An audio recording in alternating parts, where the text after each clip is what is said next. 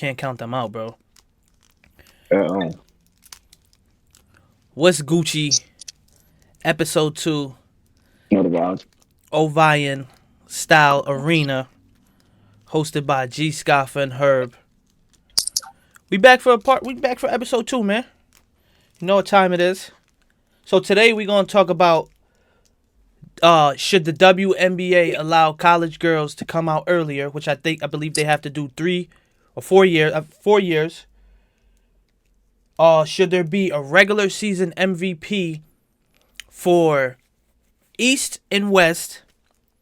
And then we gonna go Anthony Edwards or Shea, which one we like better, or which star means the most to their team. So jumping into the first topic, should the WNBA girls come out sooner? And I say this to say, a lot of the WNBA problems are right now are viewership, and I feel like women's college sports right now has higher viewership than the men's. And right now, can only 2 of the girls come out? Caitlin Clark, Angel Reese, JuJu right now are like the most talked about. The top 3 for sure. So I feel like them coming in is gonna bring a lot more viewership to the WNBA. So I think to answer the question, I think they should be allowed to come out. Yeah, I think they should be as well. I think that the reason that they might is because, like, for example, I'm not saying that they're forgotten, but like Maya Moore, for example, everybody knew Maya Moore at UConn. People were tuning in Maya Moore at UConn. And then when she went, it started to fade a little bit. Like the viewership, you know what I'm saying? I think that's just naturally because there's a mantra around college sports being more exciting because they're playing harder, because they're trying to get there. So I feel like nationwide around the world, like that, every time you hear somebody like one of their top 3 reasons they love college more is because they feel like they play harder, it's more exciting. Every time you hear somebody like one of their top 3 reasons they love college more is because they feel like they play harder, it's more exciting, and not all the drama because they got paid and all that. So that's why it's like I can understand why they don't want them to come out early, because college might be getting all the views, and then it's like they're making their good money off that. So I don't know, like college right now, they're making a lot of money. Caitlin, she's selling arenas out, bro. Like she's breaking records. Angel, she got her own little mantra, like she's tough, and then she got her little TikTok and her social media following, so people be pulling up for her and shit. And then JuJu, the young dog, it's like, damn, she's on pace to be better than both of them. So it's like, that's where the college scene is. They got three faces of the league, really, that they can, you know what I mean? So I understand it. But I personally would allow them to come out early. But I feel like the girls don't care to either, because they might be making more money in that than NBA too. Now, WNBA. I feel like now with the NIL, they are probably making more money. You know what I'm saying? So, but now with the NIL, I feel like that helps you. Okay, so now you're getting money in the NIL, name and likeliness. So now that's your social media following, that's all that. Then prior to where it was before. So now, if you let those girls that have a high school following and then a college following leave the first year, they're pretty much going to bring that following to your point of Maya Moore. I see what you're saying. That momentum is coming with them instead of Maya Moore staying there for a couple years, still having a great career. But now once she gets to the WNBA, the momentum kind of, falls down a little bit. I'm just thinking momentum Whereas for when they're viewership. Younger and they finally get on the scene, they're like, regardless, they're gonna fuck with them because they just get on the scene. So you might as well take all that now. That's a smart way to look at it. Even if they don't play good, like allow somebody to develop. They're gonna have that, and then we're talking about like no skills, no anything. I'm specifically talking about viewership, because there's other things that can help the WNBA. I'm speaking on viewership. Let's attack one thing at a time. I hear a lot of them talk about viewership. So allow that to come over here for viewership, even if they play bad. How many NBA players had played bad the first couple seasons, or we didn't know about them the first couple seasons, and then they were dogs after a while, or had a great career, like what's my man from Eric Gordon? I'm not saying he played bad, but he had a solid career. Solid, yeah, for sure. One and done, you know what I'm saying? So it allows people to talk about him, whether they doing bad or good. Yo, that's the girl. Yeah. Yo, she's not having a good season. She's not doing this. She's not doing that. But it's still getting people talking to allow them to come. You know what I'm saying? That was my pops thing. I was listening to, that's a good point. I was listening to a, you know how IG be posting like random like interviews from like college coaches and NFL, NBA, whatever. I don't remember what coach it was or what team she coached. But she, matter of fact, it might be the SC coach for college. She like light skin, the SC coach for WNBA. South Carolina? Oh, yeah. For WNBA. Yeah, no, for college. I'm tweaking. I'm gonna find a picture and I'm gonna send it to you later. Long story short, she was saying something like, "Do I think Caitlin Clark is generational right now? Absolutely, like absolutely. Do I think that she'll go in a WNBA right now and do what she's doing? Absolutely not. So I don't know if this like that's on the other side, the flip side of the coin, that they think that these girls, like even though they're younger and have that juice, aren't fully developed and ready for grown females. So I don't know if it's something like that, and I don't know, but I definitely remember hearing that. Cheryl Swoops, and I think. Wait, why? Yeah, that's who it is. Yes, on Gil's Arena's podcast. Yeah, all right, cool. You know what I'm talking about? Yeah, I see. I'm like, how come? Like, what's the stop? Where's the bridge? Where's the gap? What's stopping her from not being able to do what she's doing? Because really, you can't really guard her. She's pulling up right after half court. So why can't she get better at shooting, even better, let's say, and do it at the next level? So it's like, I don't know if that's a part of it, but that definitely like opened my eyes when I first heard her say that, because it's like, are they doubting these younger girls? Yeah, and that was my pop's analogy. Like, they're not ready right now to come out. But my point is, Caitlin is a senior. If they're saying she's not even ready, so what's the difference from a tough freshman like JuJu may not be ready in the next couple of years versus Caitlin Clark, who's a 4-year senior? She might even redshirt. Long story short, she's a senior. Her coming over and not dominating. So there's no difference in it. Watch, there's going to be a lot of viewership that comes up. So that kind of goes to my point. If either one is not going to be ready, almost throw them in the fire. Who's built for it is built for it. Who's not built for it isn't built for it. There's got to be some type of development. You know, like look at the NBA play. It happened to NBA players. Not to shit on anybody because they made it to the NBA, but you got people like the Kwame Browns and what was my man who got drafted to Cleveland? Anthony Bennett. You know what I'm saying? Like, no disrespect to them. It happens. It's always gonna happen like that. It's gonna happen. Not everybody pans out. Not everybody that's a high rated prospect pans out. And there's always gonna be those guys that are always overlooked, those undrafted that are better. Like, it's always gonna work out like that because that blue collar system with those undrafted guys or whatever the case may be, right? But like I said, at the same time, I'm kind of having a hard time wrapping my head around what's the difference? What's stopping them from being successful? Like that's where I feel like she could have gone deeper into her analogy or analysis of the situation, because she didn't to break it down say why she wouldn't dominate. She also said the same about Angel. She said like Angel wouldn't dominate right away too. I think they would become very good players, but they wouldn't dominate right away. So it's like, it's not about dominating. It's about bringing the viewership. And if you're good enough to make that roster, which I think all three of them can start on a roster right now in the WNBA, that's what you want. That's bringing more revenue in. So that's the main problem. Gabe, somebody in the chat, Gabe said that's like Shy, and I'm thinking he's talking about like that developed. Look at Shay right now. Shy. Look at Shay right now. Remember, Shay was on the Clippers. Not saying he wasn't dogging. But now he was chilling though. He was chilling. Now look at him though. It takes a couple of years sometimes. Now, first team All NBA, MVP. He's got to be top 3. Won a scoring title. You know what I'm saying? So it's like, that was a good point, Gabe. That's my prime example of people like that. Let them develop. But we're checking one thing off the list right now that I hear the females saying is just viewership, and then with the viewership comes a bigger bag and stuff like that, to where I feel like they should get what they're doing a lot more, but like endorsements will start coming in and you know, like makeup. There's still girls. Think about when we was coming up. No disrespect to them. The girls looked butch. The WNBA players back in the G or they was like butch.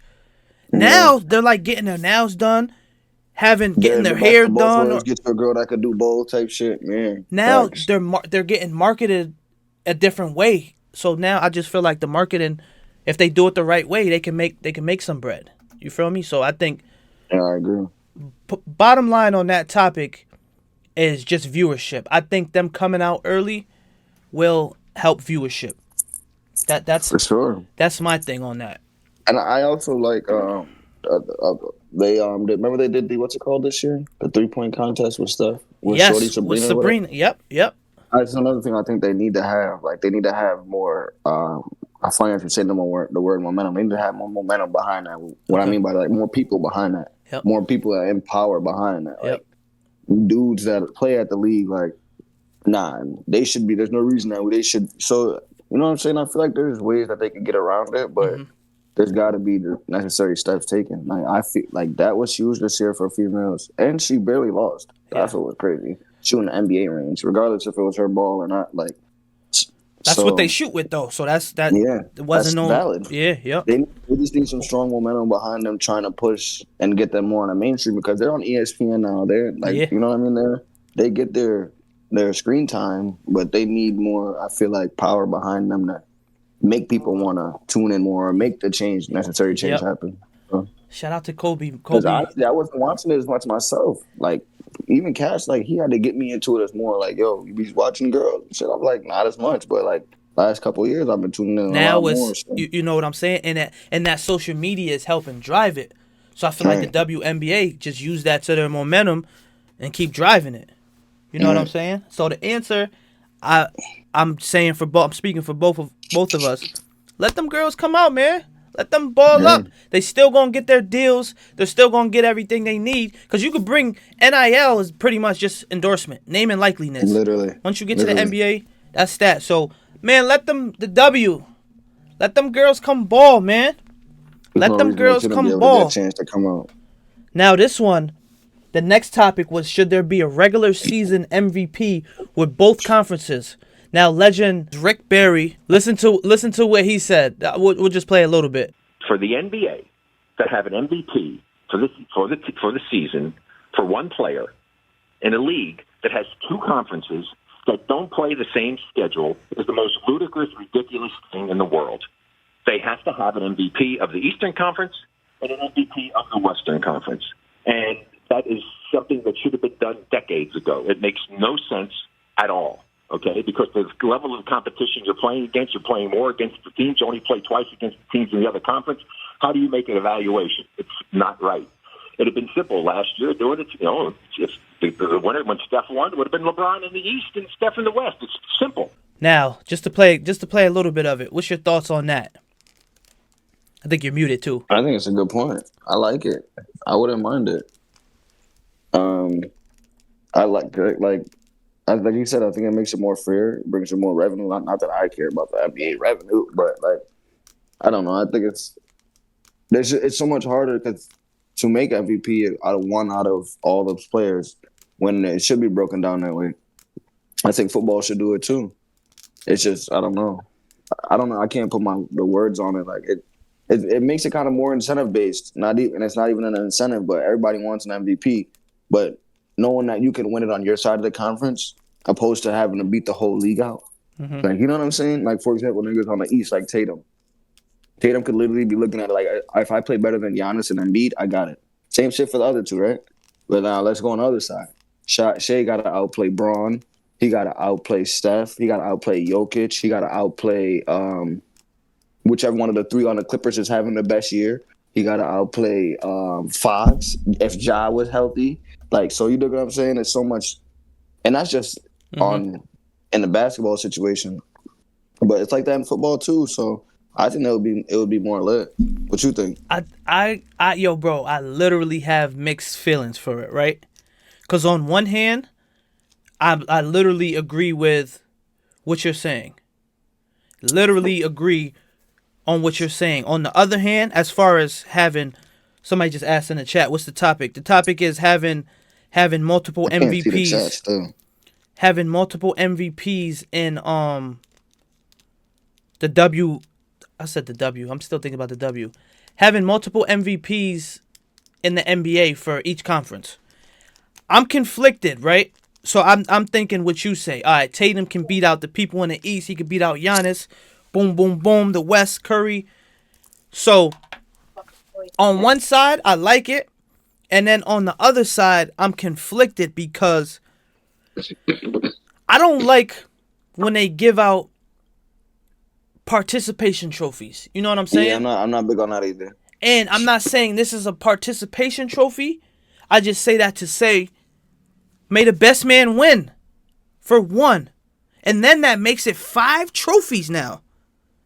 Now, MVP for the West, MVP for the East, MVP for the West Conference, MVP with the East Conference, and then a Finals MVP. Which I'm cool with the playoff ones. I could possibly be cool with the new ones. MVP trophies. It's too many right now because then you have somebody like Embiid. The reason why I like the reason why if I had to choose right now, I would keep it just the playoff ones for right now is because then you have somebody like Embiid. Wins MVP last year. He gets in the playoffs. And they don't get too far. They don't get too far. You know what I'm saying? Like, to where it's like, I don't know. Like, damn, should he... Not saying he shouldn't have got that MVP, but that's regular season MVP, which could have been... This is why I'm conflicted, because at the same time, Joker really could have got that third MVP. Joker could have got that MVP over him, which is another topic. But on to your point, being that Joker won it, it kind of would have made sense for last year's narrative to have two. You got Embiid in the East, and then Joker in the West. Embiid went hiding, but Joker did end up winning it. So that's why I'm kind of conflicted. But your point made a lot of sense to where like it was like, okay, that made me open my eyes. I was on some like, no, that's too many trophies. But it could. I didn't know baseball did it to where it could be. I'm still conflicted, bro. Long story short. Nah, I hear you. It's tough. The only reason I say like I wouldn't mind it is because baseball, like I said, and like football they'll have the regular season MVP and then they'll have the Super Bowl MVP, not the playoffs or conference or whatever. But they have a player of the year too. Mm-hmm. That's why, like, so the MVP often goes to best player who's on the best team. You know what I'm saying? But then the player of the year could have way better stats than the MVP. Okay. Like literally got it out the mud. Yeah, his team went 11-5 or 11-6, and MVP's team went 13-3. But if you look at his numbers, he really outplayed the MVP. Just that he had to carry more. So I don't know. I wouldn't mind it in two conferences because, like you said, really they both played the same in the regular season last year. But Jokic kept it going. He kept it going. If not added more to it. Started bugging. Got his first in Denver. It's like, it's tough. But at the same time, like you said, that was a big point. I don't think 5 MVP trophies is going to work. Kind of crazy. If you're doing 2 on each side, how you not doing 2 on each side for the conference chip? Yeah. So it's like, I get that too. So it's like it's going to be a million MVP trophies. Because then you can go back in the day to where an MVP, Finals MVP trophy went to the best player in the finals. I wish I should have did my research. Win or lose, I want to say this was before the 80s. Win or lose, you can get Finals MVP. I'm going to fact check this. I seen this somewhere. That was crazy. If that's song. Win or lose, you can get Finals MVP, and it just went to the best player. Like imagine how many chips Braun went to, and he could have got the MVP. You know what I'm saying? Tough. So it's like. So MVP goes to says what falls into being MVP, stats and gameplay. I'd say it's gameplay record and record, which I kind of don't like the record, but I do understand. I don't like the record part on teams that's like super good. Mind you, I don't mind it. This is just the competitive nature of me. I'd prefer, like, imagine somebody who is bringing their team above 500 and gets into the playoffs and has numbers like versus the MVP who had a good season or who has a pretty good team already around them that put up decent numbers, but because their team success allows them to win over the person that had to do so much more for his team to even just get them to the playoffs. You know what I'm saying? Think about what Jimmy Butler does to get them to the finals. I know it's a team sport, but think about that team around him. Imagine he had to do that through the whole season. Imagine Jim. So sometimes, certain times, as much as I get it, certain times I don't like that fucking that team record shit. It doesn't piss me off. Like, just the competitive nature. No, I hear you. I just feel like if you're like riddling around 500, then I'm not saying that you're not an MVP, like you don't have the stats and your gameplay doesn't show it, but you might be the MVP of your team, but you're not the MVP of the league. Because at the end of the day, sometimes it takes you literally dick on the wall, winning that game by yourself. The MVP does that, winning that fucking game by yourself. Now you're 1-2 because the rest of the team helps. Let's say you win 11 games a year, right? Let me go back. Let's say you went 9-8. Mm-hmm. This is the 500 team. You won 2 of those games by yourself, right? But the rest of the team helped you with 7 of them, right? And you're 9-8, and you had the best numbers in the league, right? But you lost 2 other games by 3 points because you threw 1 pick too late on the last drive, on both last drives. Now you're going to win 2 of those games, take 2 losses away. What are you now, 11-7? That record's better, and now you have 2 more wins, and you could potentially win your division at that record. So for me, it's like the drop-off between the record, like if the MVP on the team league, the MVP of the leagues has the best record in the league, 13-3. If your team went 10-5, I feel like you can still win MVP.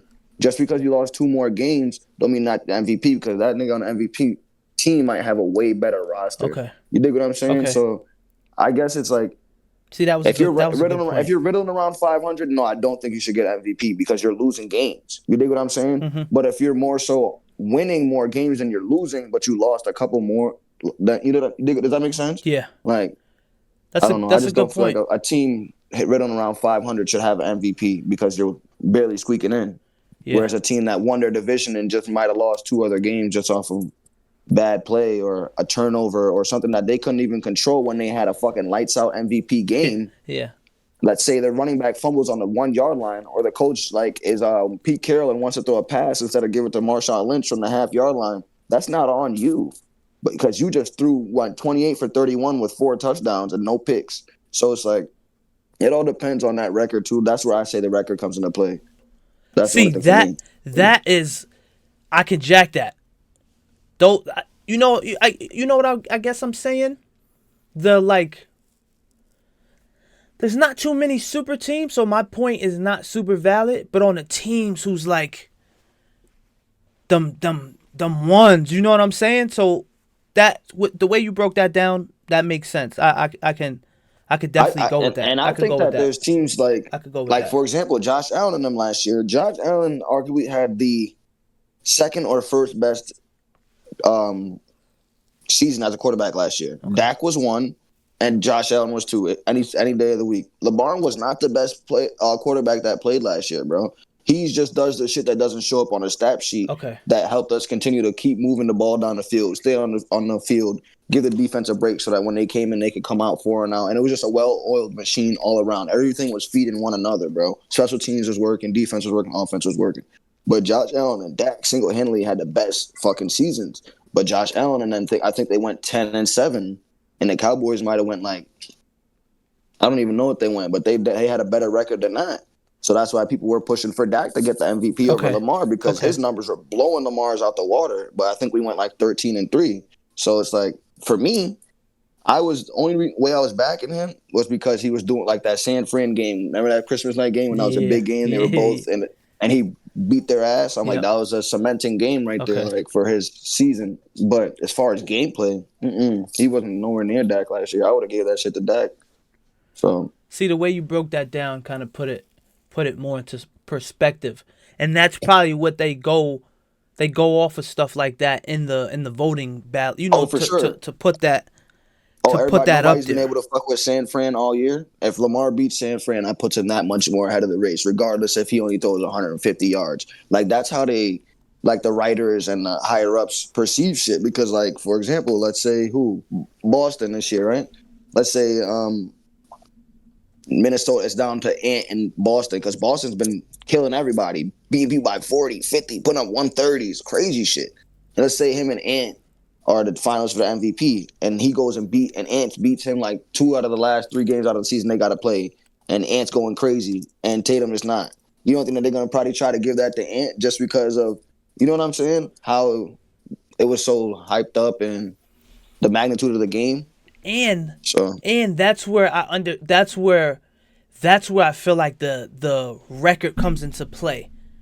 To Facts. Where, like, to me, Ant should have a high, like, I'm not sure where he is in MVP voting. Oh no, he's not close. That was just an example.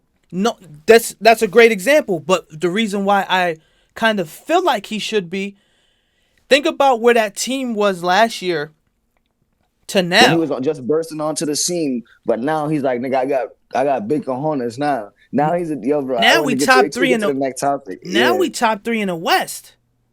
Facts. You know what I'm saying? So to answer, I'm kind of torn. For conversation purposes, I'm gonna say no to the 2 MVPs off the simple fact that I feel like right now this might not be a strong enough argument. That's too many trophies. Yeah, that's too many trophies to me. I couldn't, like, I'm the type that, I'm so in love with sports that it's like I'm big on, I wouldn't mind seeing same thing. Or I wouldn't care, it wouldn't bother me. Yeah. But like when you make that breakdown about the trophies, like I don't think that's valid, because then it's like, I don't know. It makes the goal to be the best a little bit easier. What I'm saying? That's just it on the competitive nature side of it. I definitely get what you're saying, 100%. So I'd probably vote to not add anymore either. Maybe add another player of the year or something weak like that. Or if you get a couple more teams I know that's pushing it, but eventually they're gonna have to. You feel me? Yeah, eventually, Vegas is gonna get a team eventually. Bro's getting that one for sure. Then once a couple more teams, then I'll understand it a little bit more. But just if I had to pick right now, to be honest, I wouldn't be mad at it, because at first this is another topic we could talk about, but the play-in, it's the same thing. But now I kind of like it, and then I don't sometimes, because if you're 10, it's like, now you mess up, like, get out of here. You feel me? You shouldn't be there. Now 7, who has a bigger gap than 10, still can potentially get. Imagine 7 was 10 the whole NBA season, and then work their way up to 7. Not saying they should clinch it, but that 7 should be solidified just because they fought for that shit. Like, nah, nigga. Yeah. So it should be 8, 9, and 10 fighting for that bitch. I don't like fighting 7 for 8 in it either. Why you feel is 7 me? Like, in it? 7, 8, 9, 10. I don't like that. Bro, get 10 up out of there. Get them out of here. or get 10 the fuck out of here. Or have 7. Let them stay right there for the play-in. Right. And now it's y'all 3. Yeah, because double elimination. 10 on the East is gonna be Washington or some shit like that. Double elimination. Damn, did I have my papers? It's maybe the Rockets on the other side. Houston right now. How would I know? I had a no. I'm sorry. I fucked up. Atlanta. I was looking at the wrong side. Atlanta, and then it'd be LA. Yeah. Then it'd be LA. Like, get the fuck out of here. LA gonna work their way up, though. LA gonna work their way up. So I was saying we talked about that last episode. LA gonna. I think I was just looking at how many games the Heat got last night. I think we got like 15 left. So the league should have right around the same amount. Everybody should have around 10 to 15 left. Yep. I think they're going a little run here to end the season. Get it going towards the playoffs. I don't think they play in that. And if they do have to play in that plan, watch out, because that's just gonna get them it's like a prelim game, a warm up game for them. Not saying that they're an automatic win. Don't get me wrong, but you know how we know, like it's just like experience a game for a nigga like Bron. Pieces. Let's get right. Absolutely. Let's get in that atmosphere of do or die right now. So I just was talking about the season Ant is having compared to last year and compared to what the team is, I know he's not the only one that did it, but it takes a team.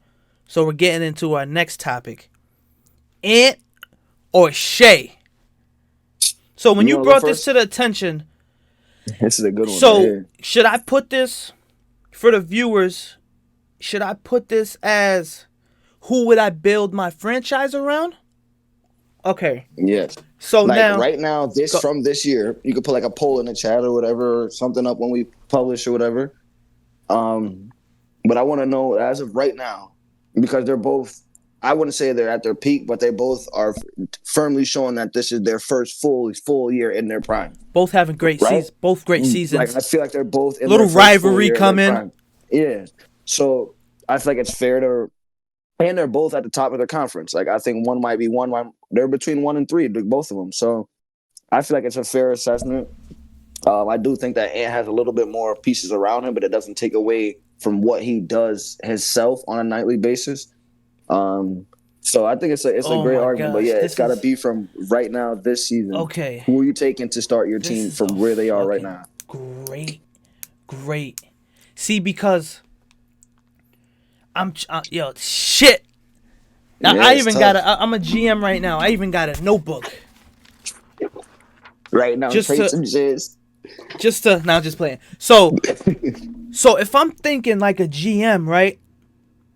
I feel like I'm the competitor's competitor. I want to win. I want to do this.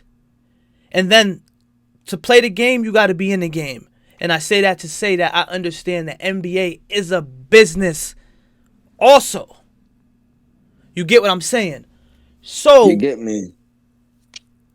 Just for saying that right now, I still don't have my answer. Just off of saying that, if this was Ant right here on my left shoulder and this is Shai, just me saying that made me go like, oh, you feel me? Damn, I'm leaning towards Ant. But Shai is almost prime example, which they both kind of fit. Like I'm going in my head as I'm thinking. This is one of the toughest ones. Plus Shai can show, like, that's a young team out there. Like, that's a team developing that has pretty good pieces. Like, there's not too many slouches on there on a young team. Like, and I go to a young team like the Rockets, which got a little older when they brought in Van Fleet and Brooks, but not too much older. To where they're still trying to figure it out. But then you have another team in OKC who's young, who are figuring it out as they go. Top 3 in the number 1 the other day if they're still number 1. You know what I'm saying? So they know how to win. I'm back and forth with it right now. Like damn, bro. To make it easier for myself to not promote. I'm about to say, let me ask you a quick question. Go ahead. If they switch places, are both teams equally accessible to you right now? Does Shai work out like how he does in the Timberwolves? And does Ant work out how... I think Ant goes even more bonkers over I feel like he goes more bonkers. I think Shai will still be able to do what he does, but they would have shipped Conley or something, moved him to the bench, and got another shooter in that spot right there. Like they might have played Nikhil more to just spot up and shoot. That's a great question. But it's like I'm telling you, so it's crazy. But here's one of my biggest things for me. Like football is not football. Basketball is not a non-contact sport. Mm-hmm. It's just contact, but it's not a full contact sport. Mm-hmm. You could bump, you could get into it a little bit, right? For me, if I'm building a team, I want to build a team off of toughness that's literally going to make the other team like fear bumping us, fear coming where we are, fear us, like based off of our toughness and our physicality we bring, right? Ant brings that mantra on the court. Like, I know I'm the best, and I'm going to line up against the best, and I'm going to bring that grit. I'm going to bring that toughness. I'm going to bring that energy. Mm-hmm. I'm going to, so for me, and I'm not saying Shai is not a killer in his humble right, and he doesn't talk his shit, but the most you're going to see Shai is talk shit, his shit, is off a picture that he posted from the previous game, and his caption's going to be talking crazy. He's going to be spitting some shit in his caption. differently. Talking shit about the nigga he just killed last night. I think he put some shit on Steph, like something, just gave 30 for 30. I just went 30 for 30. Some fire shit. They don't talk about me post-game, but they talk about my post-game. Right. You dig me? So, for me, that's all that is cool and dandy because you just gave me 35 in the win, right? But now we got to play against Devin Booker. We got to play against KD. And we got to play against, who else is over there? Bradley Beal. All these niggas are going to be getting buckets, talking their shit, and your shit. Ant want the and smoke. I got Shea, who's going to be getting buckets, getting back down the court. Getting buckets, getting back down the court. Not shitting on that humble killer, bro. Don't get me twisted, bro. Don't, please. But in that situation, like, with sports and athleticism and high hormones at the highest level, I want a nigga that is going to tell you and show you I'm a fucking dog. Mm-hmm. That's going to lead because the other 13 niggas on my NBA roster aren't like that. They're not all like that, but they're going to follow his lead because that's our best player. You dig what I'm saying? Mm-hmm. So I want that nigga that's going to bring that toughness that, wait, you talking about me? I bet I see you on the other end. Let's get it. Punch on you now. Let's get it now. Like, Shay's gonna come down, snap you, and one layup. Ooh, it's so smooth and so crispy, bro. And I'm not saying it's not a way of getting sturdy. He's a walking ticket. But if I'm starting a team, I want a nigga that can, like, I feel like he just brings so much more. I could play him 1 through 4. 1 through 4 on small ball force. He's gonna rough them niggas up and play post. He might not get the board, but he's gonna box out, let his big get right. If my foreign man need a breather, I could put him. He's got to play defense on anybody in front of him just because he wants you to know that he's no slouch. I'm no pushover. I know right. I want that challenge.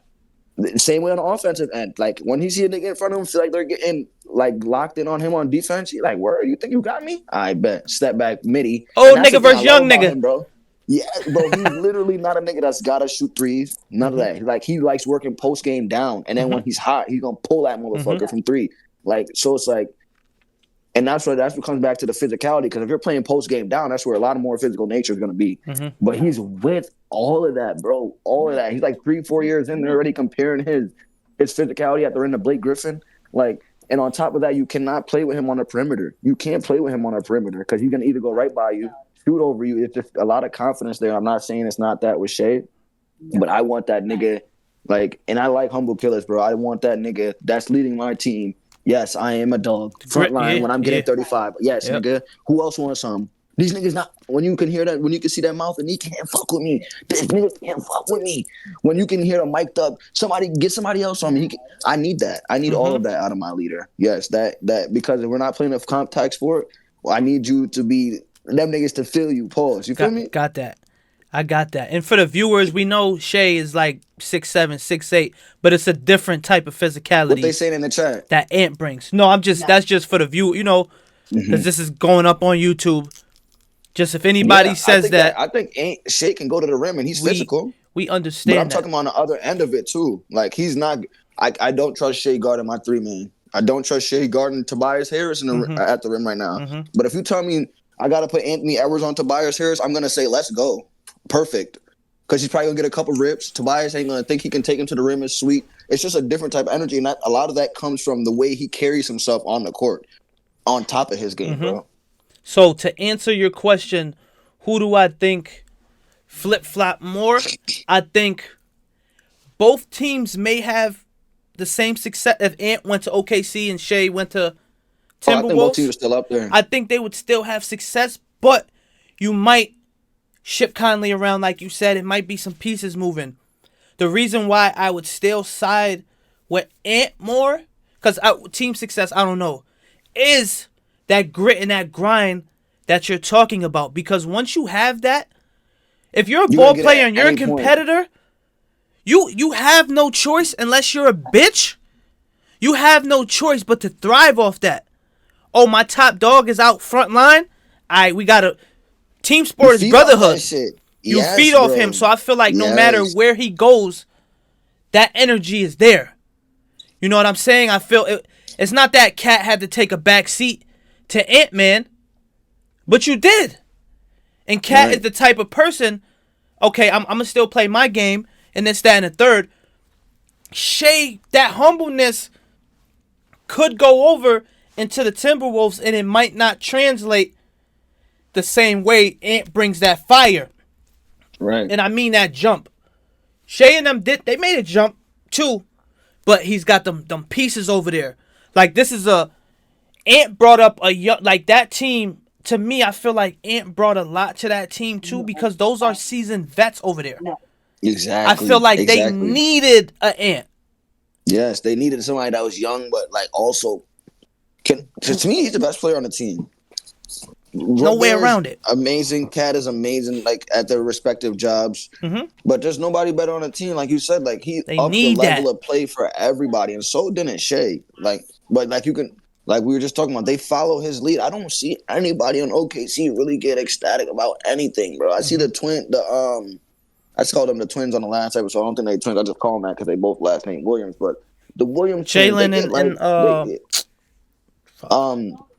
they'll get going. They get into the game just like any other athlete does, bro. But the way I see, I think they got a Vandal over there. Like I just mentioned them earlier, Nikhil, Naz Reid. They be balling, bro. They be balling. Their names are both Jalen. The two Jalen went, yeah. All right, cool. One's Jalen with a Y, one's with a A. Okay. Yeah, so, A-L. But facts. I don't know, bro. Something about the way that toughness and the way he carries himself, like that's why people keep asking on every caption you're seeing. That's Mike's son. Oh, that's Kobe nephew. Like they be that shit is real, bro. Like, and to me, in a basketball, that is one sport you need a nigga like that, because football, you can literally go hit a nigga in his shit. The worst nigga on your team could knock a nigga off his feet just because you got pads and a helmet on, bro. Yeah. But you got a nigga that's really gonna. So, like, for example, Draymond, nigga, he's not the best player on his team, but like he supports provides the energy, the grit, the toughness that you need, and they follow behind that. You see how Clay move around? I got 4. Mm-hmm. Hey, Clay would probably get his shit backed up by half the league, bro. Let's be real. He probably get packed right up, but he carries himself a certain way because they're leading. He got a dog right behind him, a big dog behind him that's gonna handle that. So my bro got me. Like it's just different with Shea. I would have to go towards what's the name too, Ant. I just feel like he gives me more on the court overall. He just gives me a little bit more. That's all. And we're speaking as competitors right now. So now, as GMs, as owners, now you get a competitor and someone you can market. Like Ant, it technically is in a small market right now.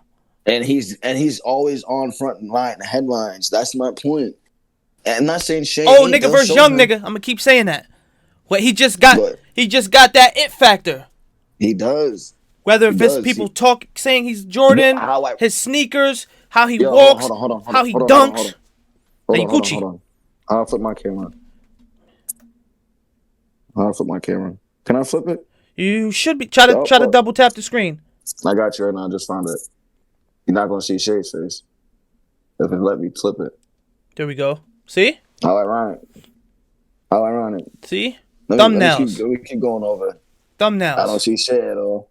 But look at who they can market. Oh, look who the first game they showing. Look at this. Thumbnails. I didn't search anything. 2 of them. It says dribbling. Look who they want to see. They want to see Shea. So it's like you said, the marketing aspect is there too, because he's in the market talking about, I don't know what's wrong with y'all. I eat my chicken fingers. Cat told me stop eating Popeyes after game. I'm still eating Popeyes, and he's still going for 30 on niggas. Like it'd be shit like that. So it's like you said, the marketing aspect's there too. That if those two was neck and neck in any of the arguments, and I'm a GM, I'm an owner, that marketing will put him over the edge. Oh, and for sure. That's not taking nothing away from Shea. That's not what we doing. I think he's tough. He's super tough. Could fuck around and win MVP this year. You know what I'm saying? Depending on how he closes out the season. Surely. Me, I just gotta go with. I'm going with competitive. And like I said, if you're gonna play the game, you gotta play the game. Yeah. She's gonna drop you and help you up. You good, boy? Ant got that KG in him. He gonna cross you and say, "Get up, nigga." And that's when it's like he's from an earlier generation mentally, and I like that. Mm-hmm. I don't know who. Oh, you said it. You mentioned it to me. The Rich Paul shit about the difference between Braun and Kobe and them. Yeah. Like Ant wants to kill you. Yeah. Like he dead wants to shave you, bro. Like he doesn't want to do all that extra shit. But it's funny because he's gonna kill you and walking back, he's gonna be smiling at you. Like, yes. Oh, some funny shit. Like, yep. nigga, like. But then, and you know how I know, nigga, football or basketball is 80-90% of that fucking is athleticism. But that 10% mental can take all of that out the window if a nigga getting your mental too much. And I feel like shit like that happens too. Like that happens to anybody. I don't care if they pros or not. So I'm taking Ant. Give me the dog. I gotta go Ant. So that kind of leads into the final topic. Which star means the most to their team? So now, are we going with if that star leaves their team, we would feel like who would have the biggest drop off? Because you know what's so funny? Yeah, you know what's so funny? And it's kind of like how I like to tie it in because to answer your question, yeah. But guess who my star is? Shea. That means the most to that team. Even though he is however he is and doesn't come off a certain way that I would want my top dog to be, you take Shea off that team and just give me, let's say, who's another point guard? That's a good point guard right now this year. Hallie. Do you think Hallie's got that team first in the Western Conference right now? If Hallie goes to OKC, and Shea's not on that team, nah, no, because Shea's a bucket getting point guard. No. He's not a pass. Let me get everybody else right, and then when I need to, I'm gonna get started. He's leading by example now. When the doubles and the help is coming over now, niggas like Joe and Wiggins and Chet, that's when they're getting theirs because they're getting easy looks. You dig what I'm saying? Mm-hmm. I feel like that team literally needs a straight, I'm going to get 30 point guard. And I don't know if they're only on one in the league like that really right now is Fox. Jalen Green, but he plays it too because they got Van Vliet. So it's like, I feel like Shea's not on OKC. They might be a 9-10 seed right now. That's because they don't have somebody like besides him who can literally every time or even 60% of the time get theirs. Chet not getting hit 60% of the time when he wants to against a good big, bro. Mm-hmm. Then who's the next in line? Whew. Damn, I'm over here. Damn, you just made me think. Shit, because you could always say LeBron, KD, but they're still AD, they're still Bill, they're still Booker. You could say Jimmy Butler in the playoffs. Eric Spoelstra still finds a way to get the most out of his players. It's just like, what? I don't know. That's why I didn't want to go with. I was gonna not troll, but people probably would have thought I was trolling. I was gonna go Draymond. That's not trolling. That going back to the point we just had, like who brings the toughness onto that team? Who gets those guards open? Kevon Looney is not setting 100 screens a game. Then think about it though. The only reason why I'm kind of like damn is because you still do got two of the best shooters of all time over there in that bitch. And a great coach that could probably still end up switching the motion in the sets to get them right. You know what I'm saying? Where it's like, saying. I'm not saying Draymond can't be on that list, but I'm trying to think like. That was my point really by saying without saying KD or LeBron because there's still people that can keep that team winning 40, 45 games. And then on a good year. To build around them. I'm thinking, when I think of this too, I'm thinking of if that player leaves, they have to rebuild from the bottom up. Right. You know what I'm saying? Like, I already know who you're going to say. And I already know who you're going to say. Is it Eastern Conference? All right, never mind. I was almost going to go Wemby, but they're not shit right now. Because he means so much to that team, but they're not winning. We gotta give him a shout out though, because the last month and a half he's been cooking mentally. Oh, so he's been tearing it up. We got him next episode for sure. Who was you gonna say in the East? Damn, you stumped me with that one, bro. In the East, Embiid. It would have to be Embiid. It would have to be Embiid. In the East, I'm taking Embiid. Yeah, she's wilding. She's about to go in the kennel. It would have to be Embiid, bro. Because take away Embiid, right? That Philly team becomes the other Philly team. You know what I'm saying? Now you're good. I'm gonna talk to the world. If Embiid leaves, you done yet? That means that Philly team has to start all over from scratch. Yes, you might be able to build around Maxey and do that, but you have somebody, an Embiid who's a prolific player, MVP. You build around him. He leaves.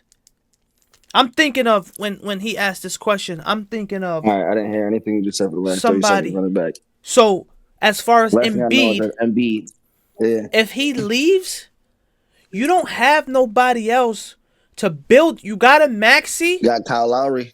You got a Kyle Lowry, but it's still gonna be. I still don't think it's okay. Draymond leaves the Warriors. You got Steph Clay. You got Kuminga. Now you still got part of your building. Embiid, you take Embiid, you almost knock that whole building down. It's gone. The Suns, like you said, KD leaves, you got Book and Bill. Then you got pieces like Grayson Allen and them, Bol and all them who needs more love. You take away Braun. You still got AD. You still got pieces of a building. D-Lo. You still got pieces of a building. Then you take, excuse me, I might have to go Embiid, who means the most to their team right offense, now. They're either running entry pass for Embiid, high post, block, wherever he wants it, or they're running straight PNR with him and Maxey. That's all they're running. I gotta go. Like Tobias Harris sits corner. Who else they got? Everybody. Oubre's first year in Philly, he looks more accustomed to the offense than Tobias ever had. Mm-hmm. Like Tobias had that first year before they brought Harden and Jimmy, I think. And then ever since then, he's just a guy, bro. Yeah. He's just a guy. Like this is what happens when some people leave their market to go to different markets. In Magic, bro, he wasn't just a guy in Orlando. He wasn't just a guy. A guy like Sonny Gray in baseball, when he was on Oakland Athletics, tearing it up. When he went to big market New York, just a guy. So like sometimes that shit happens with certain players too. I don't think he will ever be able to be a number one or number two in a big market. Like he's just not that. And that's what. That's a great point. I didn't mean to cut you off. My biggest thing of leaving a market, to me, was Russell Westbrook. Because once KD left, you're averaging triple doubles, and I don't know what turmoil goes on, but his legacy is cemented. But I just feel like he took a dip once he started leaving, and people start throwing smut on his name, to where I feel like it almost looked like he was ring chasing. I'm legacy stamping over ring chasing any day. Granted, there's a bunch of stuff that go into other shit. But 100%. Then imagine but it's butterfly effect, because then maybe Shea didn't have the career that he's having right now. But that's always my biggest one of somebody, a franchise player leaving, is in deeper than KD, because KD's a part of Russ's story. When a star player left, you still took it over. That's when you got your MVP season. You had a triple-double season, to where I feel like that you might have would have been a Iverson or Charles Barkley and not got a ring. But now imagine if you don't get a ring. Your shit is not tarnished in a horrible way to where you're still first ballot Hall of Fame. But like him not leaving, I feel like his shit would have been crazy. You feel me? Even if you go through rebuild seasons, even if you go through that, which gets tough now in this day and age with people joining up and shit like that. But that was one who, like you said, because you was talking about Tobias Harris leaving. I didn't like the turnout of Westbrook leaving type shit. You feel me? I feel like that. I never saw, like, I don't know. I feel like once you're at a certain point on a team and you're like cemented, before you leave, you should try to get some niggas to join you. Always. That's just how that's how I would do it. Especially like you had a team here ready, that the fan base is fully around you, whatever. KD and Harden left. That doesn't mean you still can't get somebody else to pull up like and play with you. You already had a good big in Steven Adams, who was wilding at that time, who was just getting the ball back and just giving it to you. Do whatever you want. Go get you another wing. But then that's when they attacked PG 2 seasons after that. And then they got Melo in that same season. Yep. So it's like they tried, but I feel like that was only for like 1 or 2 seasons that they actually tried to get him some help. It didn't like stick with it. And yeah, so it's like, and then he gave up too because he was only getting older. But like I'm with you on that too. Like I'm big on legacy more than ring chasing. Absolutely. Who doesn't want a ring? I just play the game for it. But it's hard. It's hard to get one. It's so many moving factors that go into it. To you where it's like team in the league and then literally not show up. Come on, and bro. then matter of fact, best team in the league all the way until the dance, and then in the dance, your best 2 players don't show up. Like it happens all the time. So, I'm definitely big on legacy. I'm not selling out. And now it's like you said, people throwing smut on your name, but it's like if you go back and watch Russell's highlights, like holy come on, shit, like we can't. When he was by himself, come on, holy bro. Shit, one of the most competitive dudes I've seen. Russell Westbrook has. You might think he has a shitty attitude. Most explosive point guard I've ever seen. Most 100%. Explosive player I almost ever seen. Like as far as like brings it. Plays like that. I never seen. There's never been a time. Sometimes he gets attitudey, but past all that, I'd never. Even with all that, I've never seen Westbrook not give 110%. Yeah, I want to say when he's locked on in, the floor. When he's playing the hardest on the floor, twitchy, bouncy, fast as fuck, like just straight explosion. That's it, straight explosion. It's like when you're playing at the point guard position where you're 6'4", 215, explosive ass, strong ass guards, and your other guard, there's like 2 guards in the league that's even matching your size.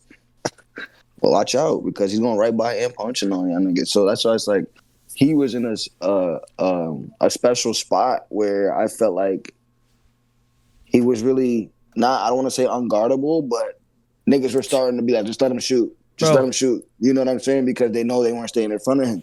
Bro. So that's when I feel like he should have went out and got him a sharp. Or imagine you keep Steven Adams and you go get you a Kevin Love. Like he was on Lakers the Cavs at the time, but like that's the idea. Like get you some more shooting around you, so like no matter what they want to do, you can still go to the rim. You still do what you do. He's almost like a that's LeBron. Why I feel like they try to get with Melo, like somebody that can just space and get theirs on the perimeter. Yep. He reminds me of like a LeBron. Like you got to put like shooters around him. Yeah, that's all he straight need, shooter. Bro. You know what I'm saying? Like give him 2 to 3 straight shooters in that starting lineup with a big man, and I bet you see that shit take off. Cause think about a PG with him. PG still staying around. And giving him shooters like remember, Braun had a Kyle Korver before. Yeah, you gonna live long, nigga. A Mike Miller. You know what I'm saying? Like what? Get a couple of those alongside of the D Wades and the Kyries and the Kevin Love. You know what I'm saying? Like it's a puzzle piece. It's moving pieces. Yeah. Can't forget Ray. Shuttlesworth. Nigga had shooters, bro. Wally Zerbiak pulled up on him for a little bit. Come on, you can't damn, that was that early Cavs team, right? He pulled up. Riley Zerbiak, Ilgauskas, they was like Drew Gooden. Verajao. Yeah, they didn't have Sasha. They was all right though, but yeah, Booby. They had Mo. Like so you just got to put some early when he came in the league. They put 3-4 shooters around LeBron at all times. That way, there's 2 on the court at all times. Absolutely. You dig what I'm saying? And that's why I feel like I don't know if he pushed for it. They didn't push for it. I don't know. I ain't in the GM offices, but if I would say like what could have helped him, I would have think more shooters. Because PG was a perfect guard or wing for him. I feel like truly, PG not gonna get in his way, and PG's gonna get bucky. But he wasn't fully back yet. You know what I'm saying? Like, he's still playing a little timid from that injury and shit. So, it just didn't work out.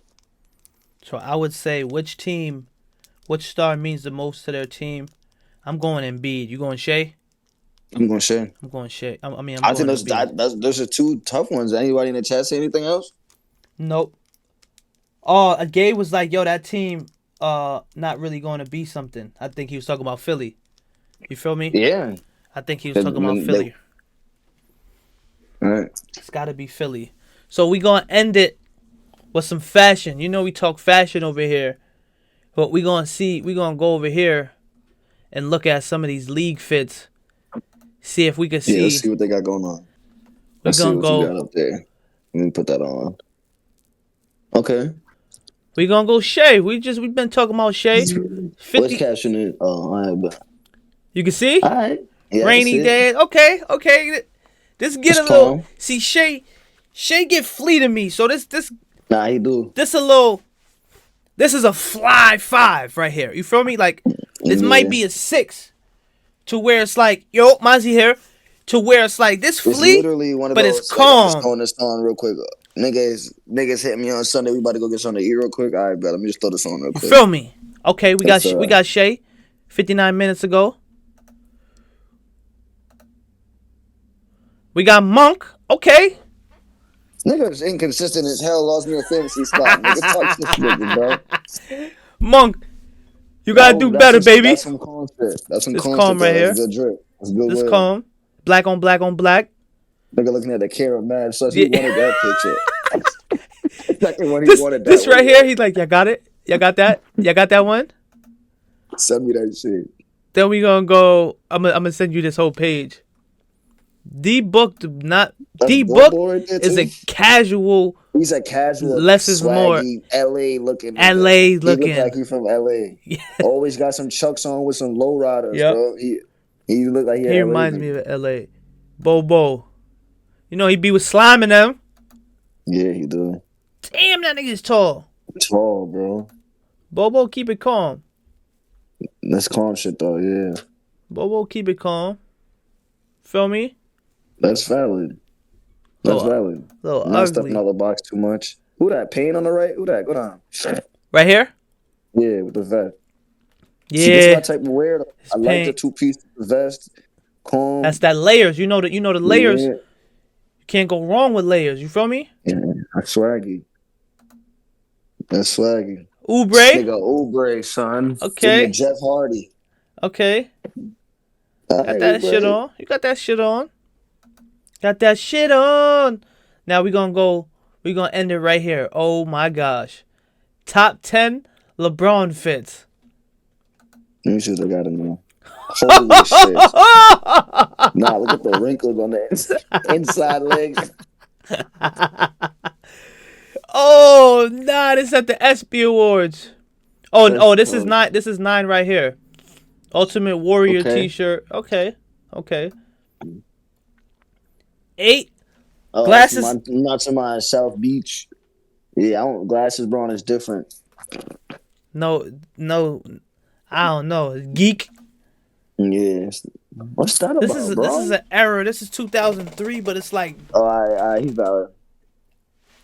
I wouldn't wear it, but I'm gonna let him rock just because, like you said, it's the time. 7. I get the times. 6. Okay. I mean. That's what I'm saying. At least start putting something on. Nigga. Ready for a flood? You could have brought those down a little bit. You take that leather off, but it look better than what you was wearing, my nigga. Like, this shit, nah, bro. Let me find out you can't dress. You just hoop. He just hoop, bro. That's it. So now we got. Damn, let me see if I can put this in the Discord. And that was last year. God bless. So I mean that right now, that's what he's thinking times. Oh, no, because he's still going to put this up. Hold on. Whoops. My fault, yeah. We got 5. I mean, if he's out in Miami, it's a good vibe. No socks is crazy. No socks is like crazy. What's up, bro? He definitely wanted a picture that day. Sure. Oh!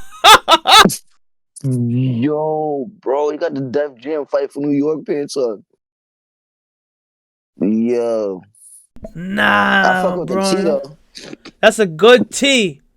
This is a Def Jam Vendetta suit. That shit going crazy.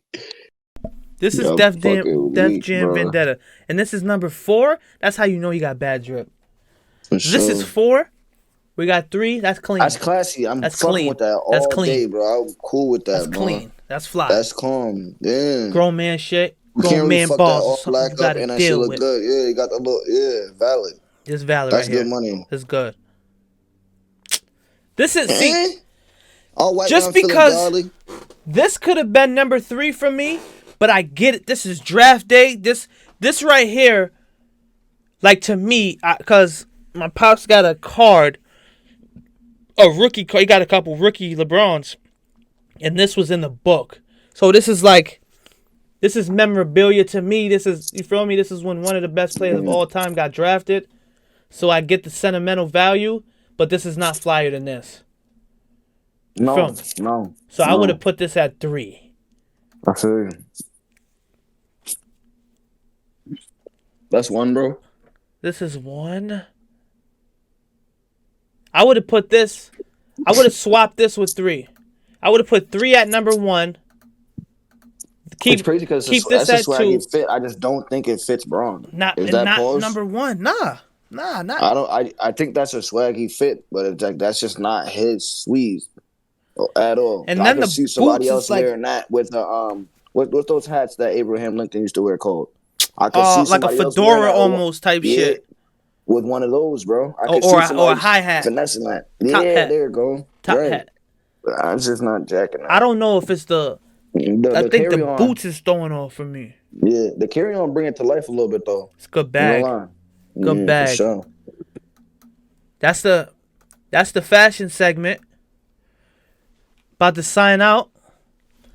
OviyanStyleArena podcast episode 2, sponsored by nobody right now. So holla at us. Holla at us. You get me. Holla at us. We signing out. My boy Herb. You know it's your boy Scoff. We signing out. We be back with another episode next week.